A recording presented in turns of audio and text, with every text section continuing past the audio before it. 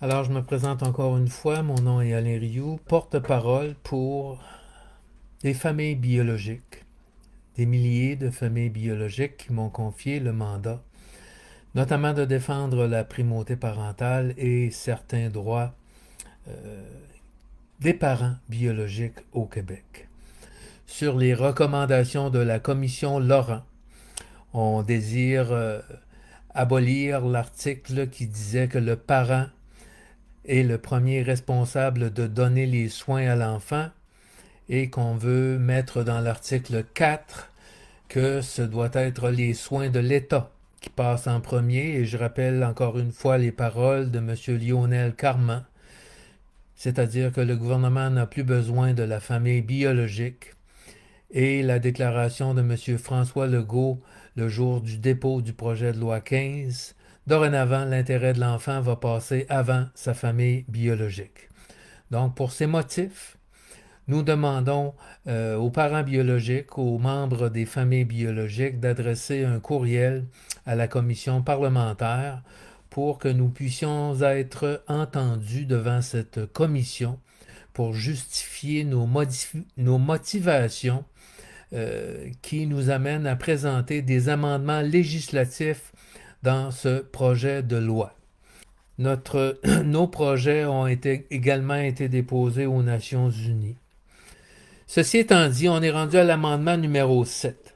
On demande de remplacer l'alinéa numéro 5 dans l'article 9. L'article 9, il dit essentiellement, parle de la confidentialité avec l'avocat, etc. Mais il demande que les contacts avec les personnes significatives doivent être favorisés en tenant compte des désirs de l'enfant. Et à ce niveau-là, on tient à ajouter une petite précision sur les désirs de l'enfant, parce que aussi on constate que depuis quelques années, c'est devenu une grande mode, c'est-à-dire que les juges, dans leur jugement, parlent du désir de l'enfant. Donc, l'enfant a désiré ceci, l'enfant a désiré cela, désire rompre les liens avec un de ses deux parents, etc., etc. Toutefois, l'enfant n'est même pas entendu. Le juge n'entend pas cet enfant-là. C'est un avocat qui est choisi par la Chambre de la jeunesse qui parle à sa place. Et on le sait, dans beaucoup de cas, les avocats ne rencontrent même pas l'enfant. Ils parlent un peu avec cet enfant-là par téléphone. Et dans des cas aussi, on a eu des preuves à l'effet que l'avocat tente de convaincre l'enfant d'être en faveur des mesures qui sont demandées par le DPJ. Donc, il faut se questionner à ce niveau-là sur le désir de l'enfant. Si premièrement, le juge invoque le désir de l'enfant pour donner un interdit de contact avec son père ou avec sa mère, mais que ce juge-là n'a même pas entendu l'enfant, il ne l'a pas vu, il ne lui a pas parlé, et on a des cas où il y a eu des plaintes contre des avocats qui ont dû se désister parce qu'ils ont témoigné au nom de l'enfant en cours contre le désir de l'enfant, parce que l'enfant voulait maintenir des contacts avec son parent. Et il l'a écrit, il y a des preuves écrites. Alors, certains avocats se sont désistés du dossier. Ils n'avaient pas rencontré l'enfant, il lui avait parlé quelques minutes. Donc, on peut supposer aussi que pour se voir confier les mandats par la Chambre de la jeunesse, les avocats qui jouent le rôle d'avocat de l'enfant vont généralement aller dans le sens de la DPJ. Et c'est en quelque sorte un peu compréhensible aussi, puisque tout le monde va aller dans l'intérêt de l'enfant. C'est la même chose que récemment, par exemple, on a communiqué avec des attachés politiques de personnes qui vont siéger sur cette commission, des députés, des élus qui vont siéger sur cette commission. Et on se rend compte qu'ils ne connaissent absolument rien du dossier de la protection de la jeunesse. Mais tout ce qu'ils disent, ah oui, mais M. Rioux, nous, on est du côté de l'intérêt de l'enfant. On est du côté de l'intérêt de l'enfant, ça veut dire quoi? si on ne connaît pas les dossiers et qu'on ne sait pas ce qui se passe. Être du côté de l'intérêt de l'enfant, est-ce que c'est être du côté de la DPJ? Tout simplement. Parce que c'est le DPJ, dans le fond, qui juge de l'intérêt de l'enfant et qui a la mission de protéger l'intérêt de l'enfant. Donc tout le monde invoque l'intérêt de l'enfant. Et je reviens à ce qu'on disait, c'est que depuis quelques années, on voit que dans les jugements, on parle du désir de l'enfant. Donc, on va faire une petite précision entre le désir et le besoin de l'enfant. Et on dit, à moins qu'il soit manifeste et dominant, qu'il ne soit pas dans l'intérêt de l'enfant, les contacts entre l'enfant et les personnes qui lui sont significatives doivent être maintenus, favorisés et encouragés, non seulement en tenant compte de simples désirs de ce dernier, mais également en tenant compte de ses besoins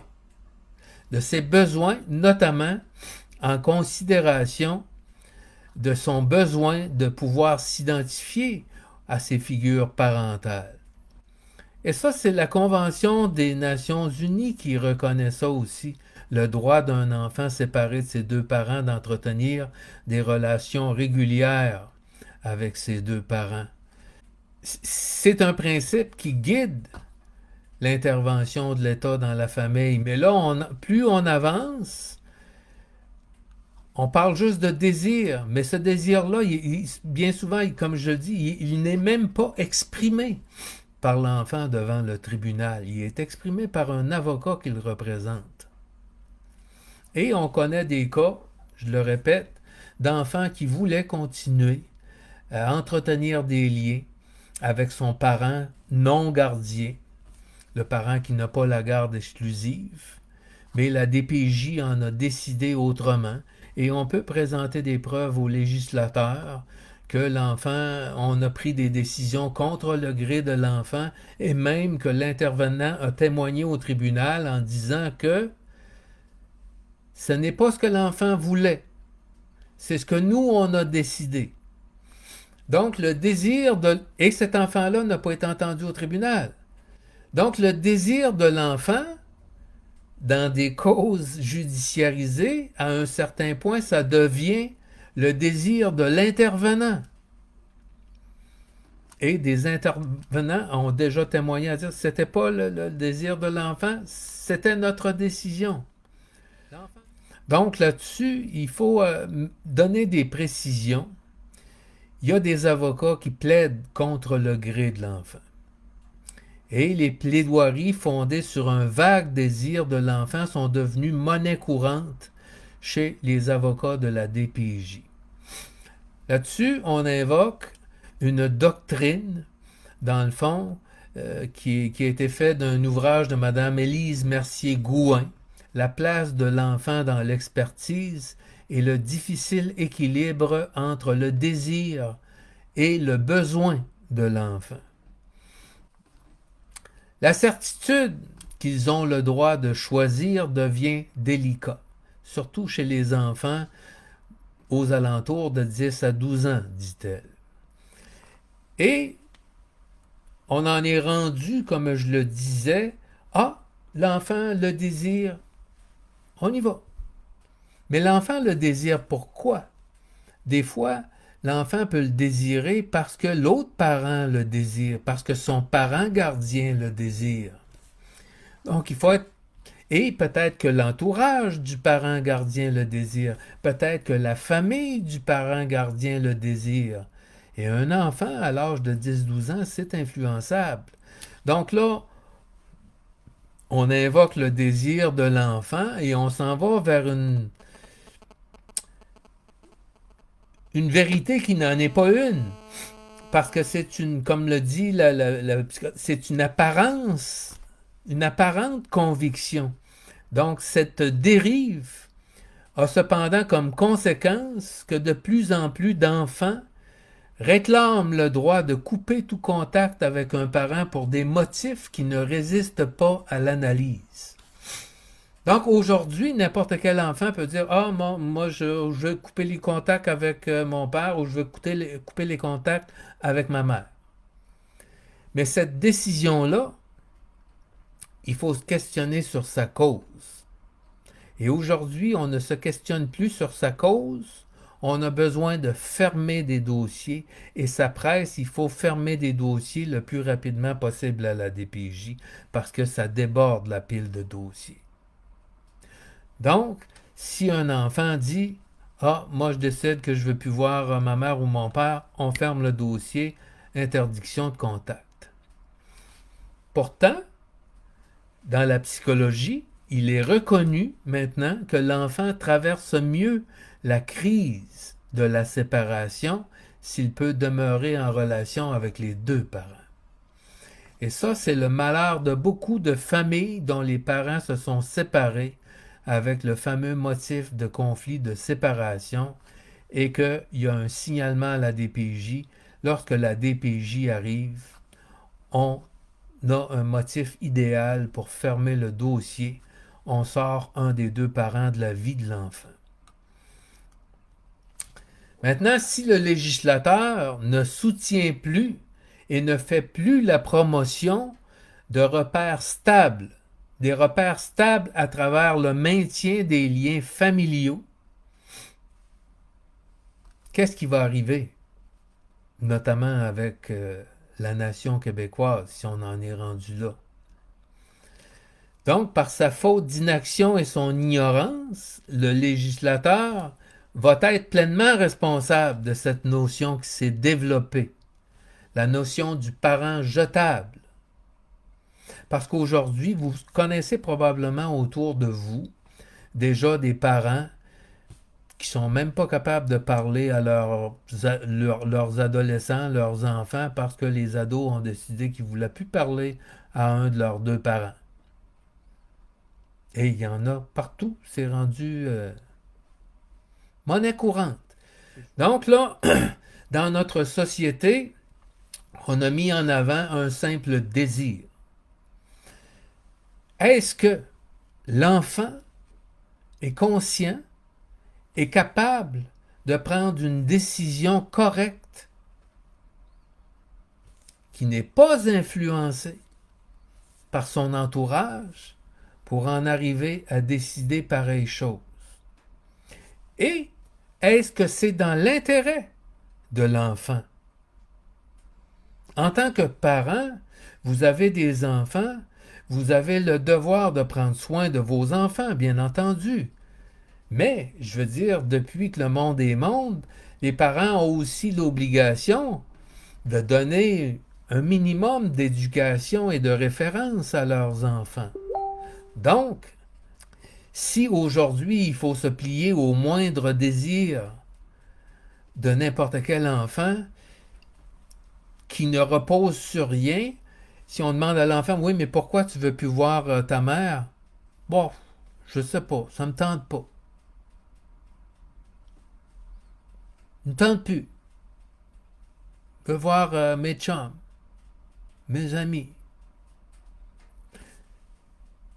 Si on accepte ça en tant que société, est-ce qu'on répond aux besoins des enfants? OK, je comprends, on répond à leurs désirs. Mais est-ce qu'on répond à leurs besoins? Est-ce que c'est un service qu'on rend aux enfants comme société, pensant à leur avenir, parce qu'ils vont devenir des adultes un jour? Et bon, l'enfant va préférer aller jouer au soccer que de rencontrer ses parents ou d'aller au restaurant ou d'aller voir un film, bien entendu, ou de jouer sur son téléphone. Oui, on le sait. Mais est-ce qu'on rend un service quand la DPJ rentre dans les familles et qu'un enfant dit « Oh, ça me tente plus de voir ma mère, ça me tente plus de voir mon père. OK, on passe un jugement, interdiction de contact. » Et c'est pas une joke. Ça se fait beaucoup. Beaucoup depuis 2007, où on a introduit la notion de mauvais traitement psychologique. Conflit de séparation, c'est plein de cas de conflit de séparation au Québec avec la DPJ. Et si un enfant dit à un intervenant « Ah, ça ne me tente plus de voir ma mère », c'est bien de valeur, mais l'intervenant va saisir le tribunal, il va demander au tribunal « L'enfant nous a mentionné son désir de ne plus voir son parent. » Voilà. Alors, c'est la raison pour laquelle nous demandons d'introduire dans cet article-là aussi la question de besoin de l'enfant. Parce que on ne rend pas nécessairement service à une jeune personne en donnant des interdictions de contact s'il n'y a pas de motif sérieux pour le faire. Je vois quelqu'un qui me dit, qui vient d'écrire « Ouf, c'est exactement ça qui m'arrive en ce moment. » Un autre qui vient de dire avant « Vous avez complètement raison. » L'autre d'avant dit « Vous avez raison, toute la société a manqué à son devoir de protéger nos enfants. » Écoutez, je le sais, il y a des parents qui m'appellent à toutes les semaines. On est au courant de la situation. Mais on n'a pas le droit d'en parler. Vous avez remarqué que je ne nomme jamais personne. J'aurais pu vous donner des noms dans les situations que je vous ai parlé. Je ne nomme jamais personne. On n'a pas le droit de parler d'un dossier confidentiel et tous les dossiers de DPJ sont des dossiers confidentiels. Toutefois, je peux vous dire qu'on en sait quand même pas mal plus long, probablement, que le ministre lui-même. Et surtout beaucoup plus long que les députés qui vont prendre des décisions sur le projet de loi 15. Maintenant, je passe à l'amendement numéro 8. L'amendement numéro 8, on réinsère dans la loi ce que le projet de loi numéro 15 a enlevé, ce qui est écrit aujourd'hui dans la loi, la responsabilité d'assumer le soin, l'entretien et l'éducation d'un enfant et d'en assurer la surveillance incombe en premier lieu à ses parents. C'est le droit de l'enfant. C'est le droit fondamental de l'enfant. Et c'est ça que le projet du docteur Carman a mis à la poubelle. On demande de le réinsérer à l'article 11.4.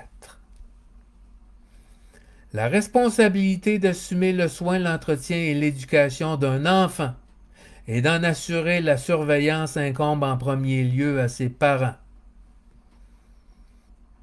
Si nous ne sommes pas entendus, si vous ne m'appuyez pas, ça va disparaître de la loi. La responsabilité d'assumer le soin, l'entretien et l'éducation d'un enfant et d'en assurer la surveillance incombe en premier lieu à ses parents. Ça disparaît de la loi. Aujourd'hui, c'est encore dans la loi. On demande de le remettre tel quel. Et la différence, la subtilité avec le Code civil, c'est que cet article-là parle du soin de l'enfant, alors que dans la nouvelle mouture de la loi, le soin, c'est le soin que l'État va décider pour l'enfant. Et là, on peut passer à des choses très, très différentes de ce que vous pouvez vous attendre. Donc, très important, on demande de remettre la primauté parentale. Cet article-là, c'est la primauté parentale, la responsabilité d'assumer le soin, l'entretien et l'éducation d'un enfant et d'en assurer la surveillance incombe en premier lieu à ses parents. Donc, la jurisprudence là-dedans, dans le fond, c'est une consécration juridique de l'enfant. C'est inscrit dans la Charte québécoise, c'est inscrit partout, c'est un droit fondamental à la protection et à l'attention que ses parents peuvent lui donner. Le parent est en premier lieu chargé de cette double mission. D'autres jurisprudences, et il y a plein de jugements qui le disent. La jurisprudence nous dit que la prudence s'impose. La prudence s'impose parce que c'est un droit qui est inscrit dans la loi. Mais là, on l'enlève. Donc, la prudence, quelle barre qu'elle va prendre, la prudence? Et l'autre facteur qui découle de ça, et c'est la jurisprudence numéro 7 qui nous dit « Attendu, l'obligation à la prudence, la primauté parentale et les droits fondamentaux de l'enfant et ses parents, attendu ces droits-là, attendu de la primauté parentale, le fardeau de la preuve qui établit l'existence d'un motif pour intervenir, le fardeau de la preuve repose sur les épaules du DPJ. Le fardeau de la preuve repose sur les épaules du DPJ, attendu à cause qu'il y a une obligation de prudence, à cause que la primauté parentale existe dans la loi. Le fardeau de la preuve repose sur les épaules du DPJ. Mais là, la primauté parentale, elle est enlevée de la loi. Cet article-là qu'on demande à remettre dans la loi, il a été enlevé sur la recommandation de Mme Régine Laurent. Et je répète encore une fois, le docteur Carman a dit maintenant, on n'a plus besoin de la famille biologique. M. Legault a dit maintenant, l'intérêt de l'enfant va passer avant la famille biologique. Qu'est-ce qui va se passer avec le fardeau de la preuve? Si un motif de compromission qui est soulevé suite à un signalement, est-ce que la DPJ va avoir le même fardeau de la preuve? Ça va être quoi le fardeau de la preuve de la DPJ? Maintenant. Attendu l'obligation à la prudence, la primauté parentale et les droits fondamentaux, le fardeau de la preuve est sur les épaules du DPJ. Aujourd'hui. Mais ça va être quoi l'année prochaine? Même en 2007, avec le projet de loi 125, on a réaffirmé le principe voulant que les décisions doivent tendre à maintenir l'enfant dans son milieu familial. Aujourd'hui, on va enlever ça pour mettre que c'est les soins qui sont donnés à l'enfant, la primauté des soins. Et ça, c'est les soins qui sont décidés par l'État. Et je répète encore une fois que dans les 10 dernières années, la DPJ a gagné presque 100% de toutes les accusations. Sur les 10 dernières années, 98,4% de tous les parents biologiques ont été jugés coupables des accusations que le gouvernement leur a reprochées. 98% de tous les parents ont été jugés coupables des accusations que le gouvernement leur a mis sur les épaules.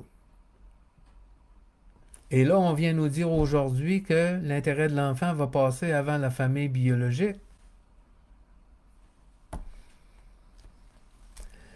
Si ce taux de réussite est exceptionnel, ce taux de réussite est très inquiétant. Et selon nous, il est insensé, excessif et déraisonnable et extrêmement dangereux que le législateur décharge la DPJ du fardeau de la preuve. Parce que là, on est en train de magasiner des jeunes intervenantes de 18, 19, 20 ans qui sont sur les bancs du cégep. Et quand les autres vont arriver avec la nouvelle loi, si le fardeau de la preuve n'est pas soumis à la primauté parentale et qu'on doit faire immédiatement un projet de vie pour le placement en majorité et l'adoption, je vous souhaite bonne chance. Et j'aimerais rappeler aussi qu'en 2007, en parlant du projet de loi 125, il y a le psychologue Pierre Foucault qui a été un spécialiste qui a travaillé à la DPJ pendant plusieurs années. Et il a informé la commission parlementaire à ce moment-là que les experts savent trop bien comment rédiger leur rapport psychosocial pour que le juge leur donne raison. M. Foucault, il vous reste 2 minutes. Merci.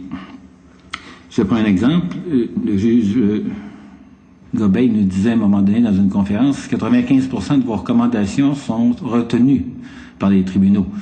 Il dit 950 de moyenne au bâton, c'est quand même respectable. Mme Ruffo, je pense, disait 98% dernièrement à la télévision. Pour moi, je trouve ça extrêmement ambigu comme clinicien. Parce que si j'ai 98% de mes recommandations qui sont retenues, est-ce que c'est parce qu'elles sont toutes très bonnes et elles sont toutes dans l'intérêt de l'enfant, ou si je présente au tribunal uniquement ce que je sais qu'il va retenir? Et pour avoir été témoin expert au tribunal pendant plusieurs années, pas loin de 10 ans, je peux vous dire qu'il y a un certain nombre de recommandations qui sont présentées parce qu'on sait que le juge va les accepter, pas nécessairement parce que c'est donc selon l'enfant a besoin. Et il disait à la commission, écoutez, si on prépare des rapports psychosociaux puis on sait qu'on va gagner et qu'on gagne 98 ou 95% du temps, il faut se questionner sur la validité et la pertinence de tout ça. Donc, le placement inutile sous le prétexte de l'intérêt de l'enfant est un phénomène observable dans plusieurs pays. Passons à l'amendement numéro 9. Donc, nous avons demandé d'ajouter les alinéas 2 et 3, c'est-à-dire deux autres paragraphes à l'article 28. Parce que dans la nouvelle mouture, dans le nouveau projet de loi 15, le ministre a ajouté une nouvelle section, section 1.1, qui s'appelle Ministre de la Santé et des Services sociaux. Cette section-là n'existait pas avant. Donc, le ministre s'ajoute un chapitre qui s'appelle Ministre de la Santé et des Services sociaux.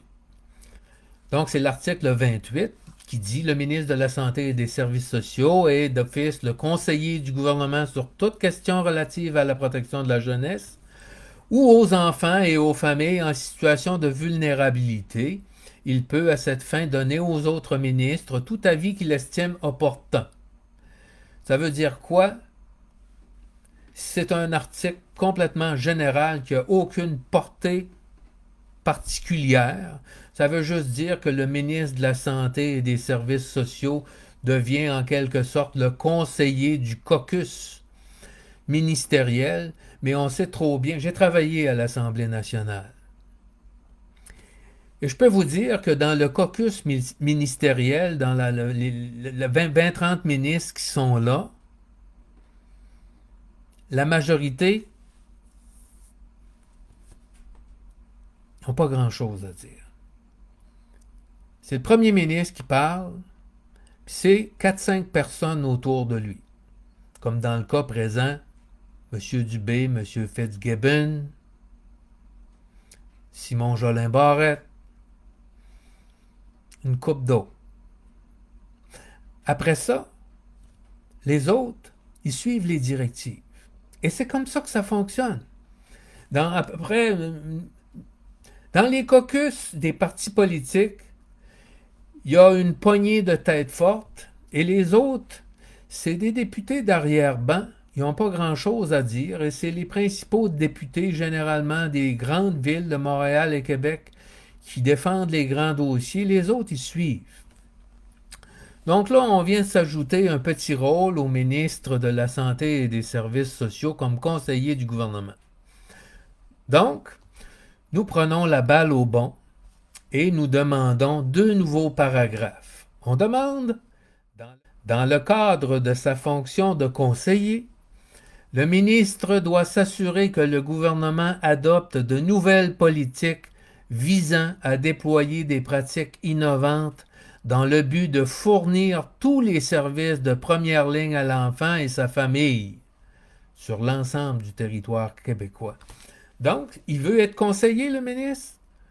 Bien que le ministre, qu'on lui donne aussi le rôle de s'assurer qu'on donne des services de première ligne et qu'on en donne partout au Québec. Des services de première ligne. Comme par exemple, en Gaspésie, aujourd'hui, cherchez pas un psychologue qui va vouloir faire une contre-expertise contre la DPJ. Il n'y en a pas. Il n'y a pas un avocat qui va pouvoir en trouver un. Il n'y en a pas. Le rôle, on peut l'étendre, le rôle. Un autre rôle qu'on va étendre, attendu la nécessité de la complémentarité des services. On donne des services, mais il y a un principe aussi dans la loi sur la santé de complémentarité des services. Le ministre veille au développement et à la mise à jour d'un programme de formation de niveau primaire et secondaire, et il doit s'assurer que les enseignements sont dispensés de manière appropriée. Qu'est-ce que ça veut dire? Moi, je pense qu'on devrait peut-être laisser tomber un cours de maths et un cours de français de temps en temps pour donner des notions à l'enfant sur la vie familiale, le préparer à la vie familiale, la vie en famille, une meilleure vie en société. Au lieu de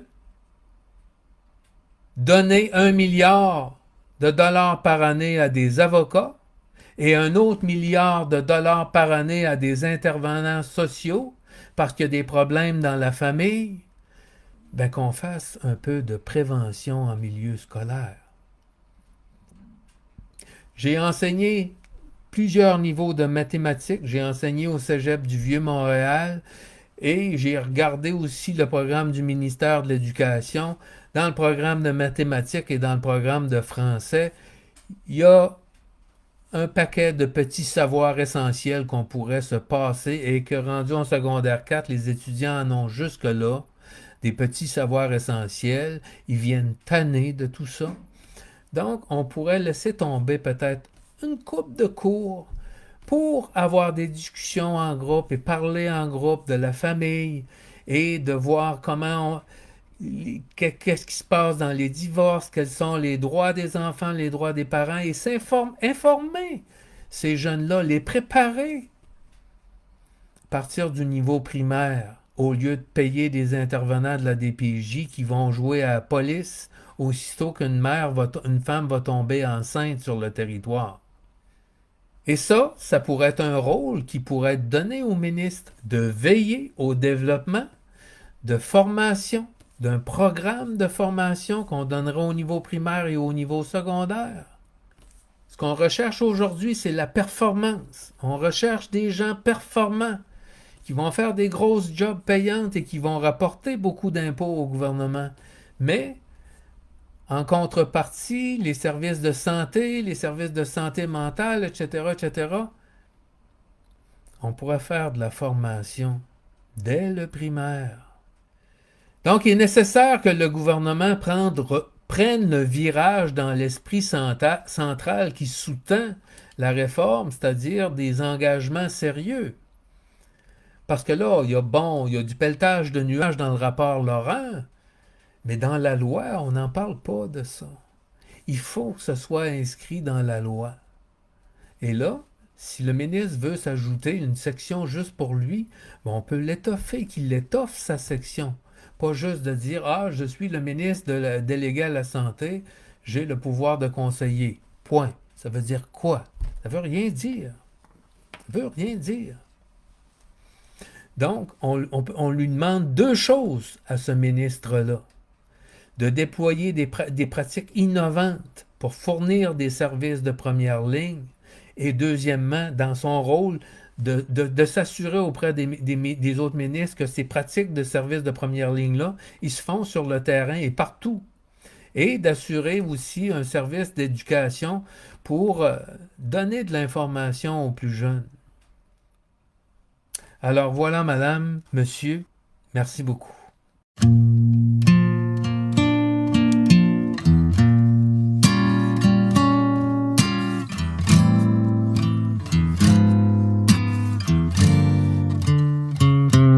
Que l'amour soit véritable, que l'amitié reste durable, que nos conflits demeurent conciliables, que notre mort ne soit pas brutale, que nos enfants soient très joyeux, que nos jeunes gens restent bien heureux, que le bonheur demeure leur fortune, que notre vie ne soit pas obscure, et que la paix mène enfin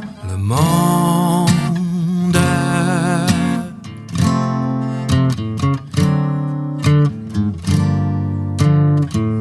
Que le respect soit manifeste, que l'espérance reste infinie, que nos souffrances demeurent supportables, que la vieillesse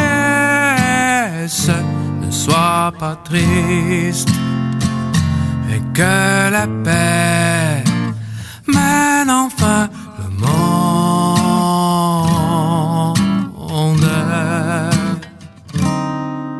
Partout dans ce monde,